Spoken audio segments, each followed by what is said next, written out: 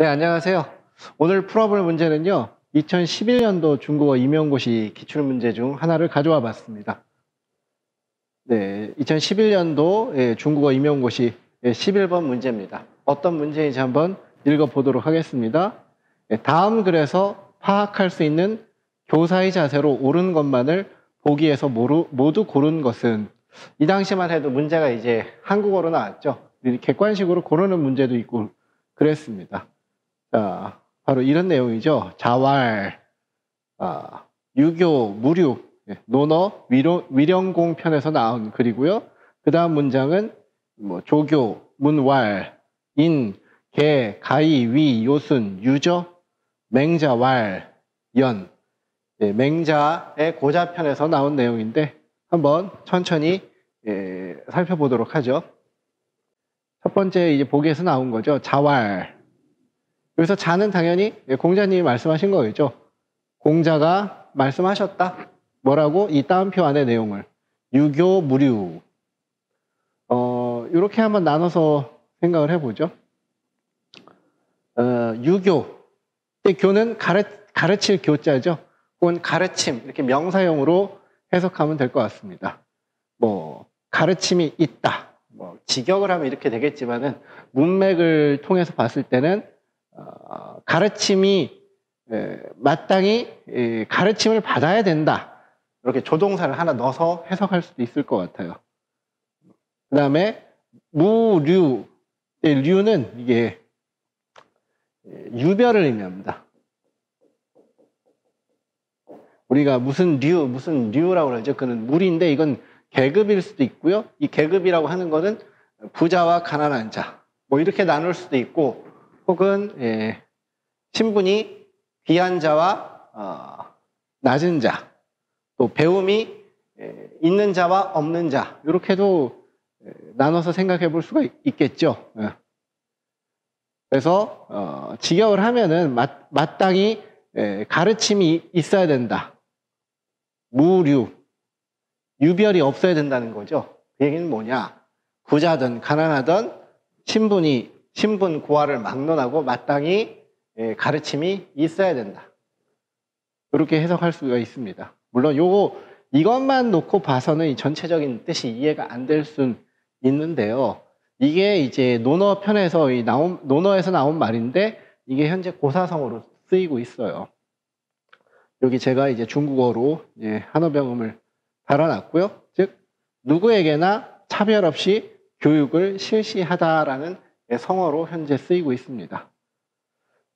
예전에는 이 객관식 문제도 있었고 한국어로 이제 문제가 출제가 되고 그랬는데, 만약에 이게 다시 다른 형태로 출제가 된다라고 하면은 아마 중국어로 이게 무슨 뜻인지 풀어 쓰시오 그러겠죠.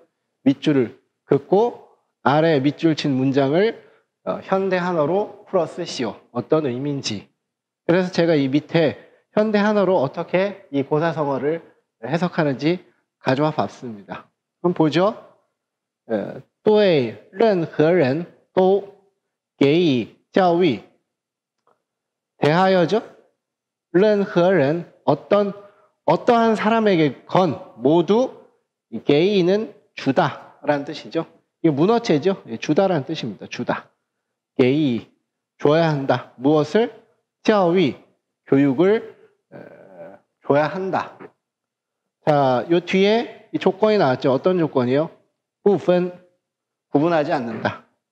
무엇을? 高低, 높고 낮음. 그 다음에 贵贱, 귀천을 구분하지 않고 어떠한 사람에 대해서건 교육을 주어야 한다. 교육의 기회를 마땅히 주어야 한다라는 것이죠.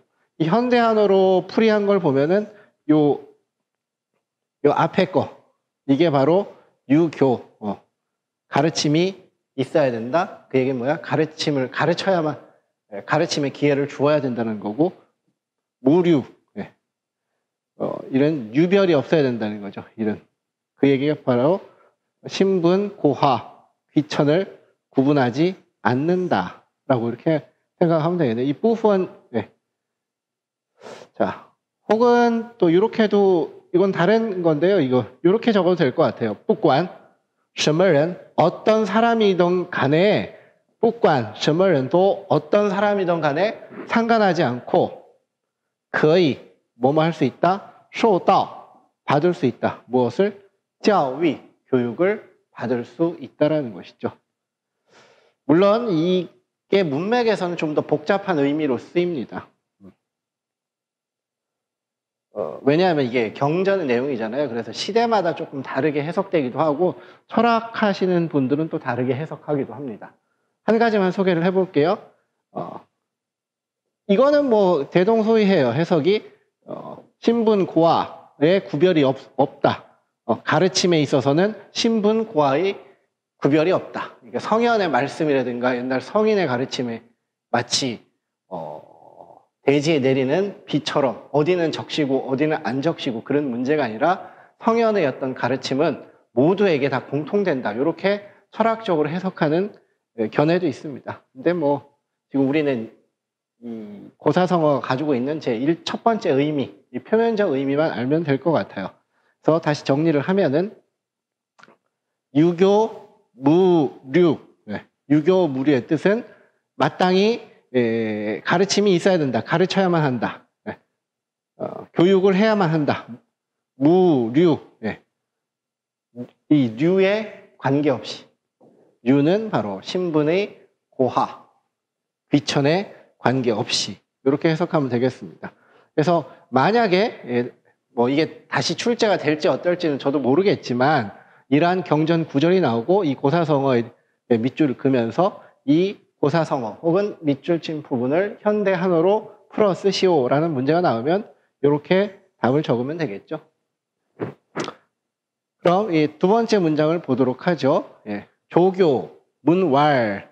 이 조교는 당연히 사람 이름이겠죠. 고유명사입니다. 조교가 물어 말하기를 이 따옴표 안의 내용이죠. 인, 모두, 사람들이 모두, 가히, 위, 이때 위는 되다 라고 해석하면 되겠죠. 되다. 요순, 뭐 요순은 여러분 잘 알고 있을 거라고 생각합니다. 전설적인 어떤 성군의 대명사죠. 요순시대 많이 들어보셨을 겁니다. 사람들이 모두 될 수 있다. 이건 가능형이죠. 가히, 위, 될 수 있다. 요순이 될 수 있다. 유저. 이때 이 저는 제가 밑에 해설을 해놨는데 지호의 합성어입니다. 풀이하면은 이렇게 쓸 수가 있고요. 유, 지, 호. 호는 의문을 나타내는 현대 중국어로 얘기하면 이 마하고 좀 비슷하죠? 마하고 비슷하죠. 있습니까? 이때 지는 대명사로 그러한 것. 앞에의 내용을 봤죠? 사람들이 모두 요순이 될 수 있다는데 그런 말을 한 적이 있습니까? 그것이 뭐 사실입니까? 라고 묻는 내용이죠. 그러자 맹자가 말합니다. 그러합니다. 이 부분을 한번 보면 사람들은 모두 영어로 번역하면 어떻게 될까요? Everybody can be 요순? 정확한 영어인지는 모르겠습니다. 모든 사람들이 요순이 될 수 있다는 건 뭐예요? 사람들은 모두 다 성인이 될 수 있는 그러한 본성을 타고났다라고 하는 우리는 여러분 맹자하면 뭐가 생각나세요? 성선설이죠. 인간은 이미 그러한 능력을 가지고 있다는 것이죠. 보면 굉장히 이 맹자께서는 인간을 굉장히 긍정적으로 바라보고 계시는 것이죠. 그런데 그냥 요순이 될 수 있을까요? 가만히 있어도? 그게 아니겠죠. 어떻게 해야 될까요? 배워야겠죠. 자, 정리하겠습니다. 다시 한번 해석을 해보죠. 교조가 물어 말하기를 사람들 모두 요순이 될 수 있다는데 그렇게 말하신 적 있습니까? 혹은 그것이 사실입니까? 그런 것이 있습니까? 그랬더니 맹자가 그러합니다. 당연하죠. 라고 대답하는 구절입니다. 자, 그럼 이걸 한번 종합을 해보죠. 자, 보기. 이건 무슨 얘기예요? 사람의 신분 고하, 그런 여러 가지 우리를 나타내는 그런 표면적인 그런 거에 의해서 사람이라면 마땅히 기본적으로 어때야 된다는 거예요? 교육을 받을 권리가 있고 교육을 받은 사람들은 훌륭한 사람이 될 수 있다라는 이야기죠. 기억. 개방적 자세로 학생을 차별 없이 가르친다. 어때요? 벌써 표시를 해놨죠? 맞아요. 바로 두 성현의 말씀이 의미하는 것을 교육적 측면에서 얘기하면 바로 이것이겠죠. 개방적인 자세로, 열린 마음으로 부잣집 아들이든 부잣집 딸이든 가난한 집 학생이건 남자건 여자건 이런 건 상관없이 뭐예요? 이 학생은 가능성이 있어. 교육을 받을 권리가 있고 교육을 받으면 누구나 훌륭한 사람이 될 수 있다는 거죠. 자, 그래서 당연히 기억이 답이 되겠습니다. 객관식이니까 한번 해보죠. 기억이 안 들어간 거 한번 지워볼까요? 4번. 3번. 그러면 1, 2, 5번 중에 답인데 니은 한번 보죠. 학제 간 통섭 교육이 이루어지도록 노력한다. 뭐 이런 내용은 방금 두 구절에선 연상할 수가 없습니다. 그럼 다시 이것도 니은 들어간 것도 줘야겠죠. 디귿. 새로운 지식을 습득하기 위해 끊임없이 노력한다? 이런 말도 없었죠? 디귿 들어가면 안 되겠네요, 그럼. 네? 디귿 들어가 있네요. 그럼 남아있는 답은 기억밖에 없어요. 1번. 리을 한번 보죠. 학생의 동일시 대상으로서 매사에 모범을 보인다. 전혀 딴 얘기죠. 네. 이거는 교사에 대한 얘기가 아니라 학생을 어떻게 대해야 되는가에 대한 그런 얘기니까. 네. 근데 이거는 문제가 조금 비겁합니다. 왜냐하면 모두 고른 것은 함정이죠, 함정. 네, 말장난이라고 보여집니다. 자, 문제 영역과 출제 의도 한번 보죠. 문제 영역은 경서, 경전이죠. 논어라고 하는 너무너무 유명한 경서, 그리고 맹자, 논어와 맹자의 한 구절씩 따온 거네요.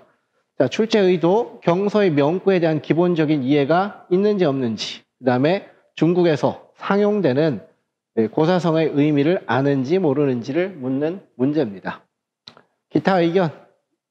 경서의 명구는 반드시 숙지할 필요가 있습니다.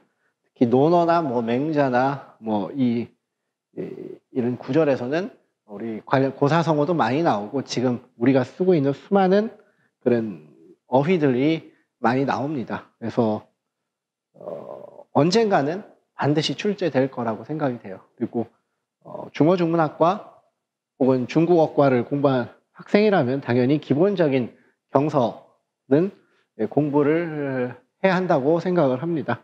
그리고 당연히 내용도 숙지를 해야겠죠.